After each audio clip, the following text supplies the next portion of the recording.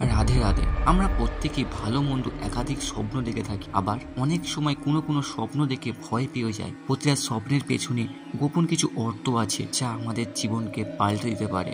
ঘুমের মধ্যে আমরা ভূত পেতের স্বপ্ন দেখে থাকি। সাধারণত এই ভূতের স্বপ্ন ভবিষ্যতে কোন ঘটনাকে ইঙ্গিত দেয় তা বিস্তারিত জেনে নেওয়া যাক। স্বপ্নশাস্ত্র অনুযায়ী অশুভ আত্মার স্বপ্ন জীবনে খারাপ ঘটনার ইঙ্গিত দিয়ে থাকে, ভবিষ্যতের একাধিক সমস্যার ইঙ্গিত দেয় এই স্বপ্ন। পাশাপাশি আর্থিক লোকসানের শিকার হতে হয় ব্যক্তিকে। আবার স্বপ্নে আত্মা বা ভূতের সঙ্গে কথা বলছেন, স্বপ্নশাস্ত্র অনুযায়ী এমন স্বপ্ন অত্যন্ত অশুভ। মনে করা হয় এই স্বপ্ন আর্থিক ক্ষতির ইঙ্গিত দেয়, এমনকি ভবিষ্যতে আপনার কোনো জরুরি কাজ আটকে যেতেও পারে। আবার স্বপ্নশাস্ত্র অনুযায়ী স্বপ্নে কোনো মৃত দাম্পত্য বা স্ত্রী পুরুষের আত্মা দেখা অত্যন্ত শুভ।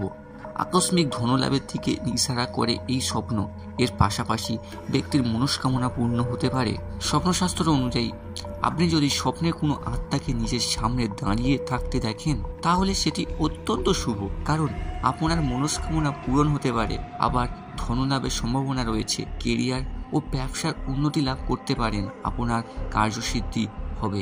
ভূত প্রেত ও ভয়ানক আকৃতির স্বপ্ন দেখলে সতর্ক হন, কারণ এই স্বপ্ন অদূর ভবিষ্যৎকে লোকসান, কষ্ট ও প্রতারণার শিকার হওয়ার ইঙ্গিত বহন করে। তো ভিডিওটি এই পর্যন্তই। ভিডিওটি আপনার এমন বন্ধুকে শেয়ার করুন যিনি ভূতে ভয় পান কিংবা ভূতের স্বপ্ন দেখেন।